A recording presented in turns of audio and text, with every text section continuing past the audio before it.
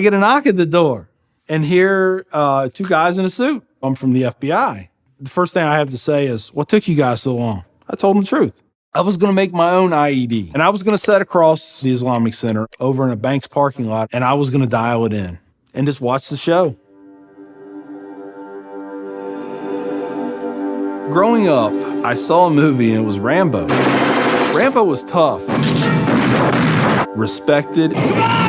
He had intestinal fortitude. I said, that's what I want to do. I went off and joined the Marine Corps. I wanted the action. The first time I got shot at, I remember looking at my watch and I says, man, this time last year I was in English class. I fought several times in the Middle East, Desert Shield, Desert Storm, South America, Philippines, Somalia. I think the worst things that I have seen is dead children. I had to suck it up. I had to be there for my guys. Each one of those teardrops stands for a confirmed kill. I stopped adding after 26. Where I was taught, Marine Corps, just own it and then let it go.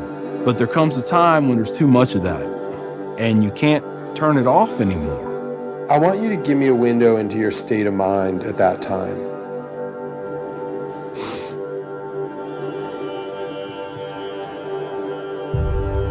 One time, my wife and I went to a DSW, and I saw in the distance these two women in black burqas in my store. I cried as I prayed for enough strength to go over there and break both their necks. I was just angry. I was just full of hate, and it just fed off itself.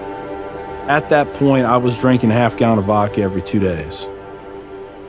I had devised a plan, create my own IED, homemade bomb, and I was going to set it off right outside the Muncie Islamic Center. 200 plus killed or injured.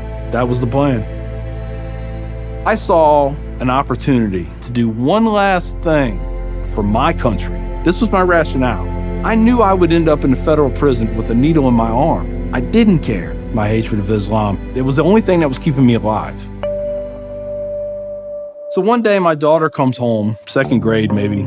She was telling me about this little boy who sat across from her. His mom came to get him. She said she had scarves on her and she had a dress all the way down to her feet and you couldn't see her on nothing but her eyeballs. At that point I snapped, started spewing things out of my mouth that should never be said in front of children or anything. She didn't say anything. It was the look on her face. I remember my daughter looking at me like I was absolutely the craziest person on the face of the earth.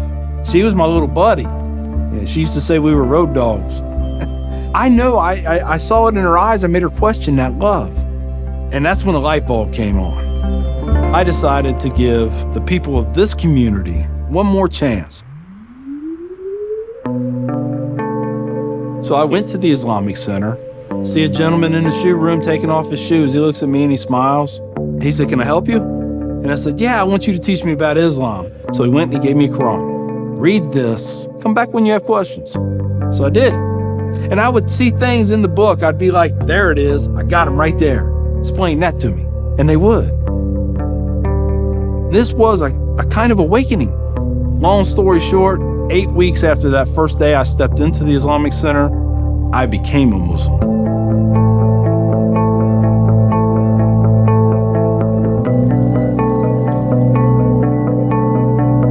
I'm a Muslim, a veteran, and a proud American.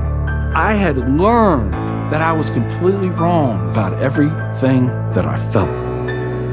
You know, Judaism had a message, Christianity had a message, Islam had a message. Funny thing is, though, it was the same message. It was about peace, and it was about love.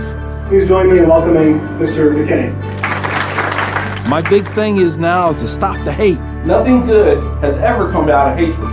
I've done too many things. I've hurt a lot of people. I have to live with that. But if I can stop somebody else on the path of non-forgiveness, I won.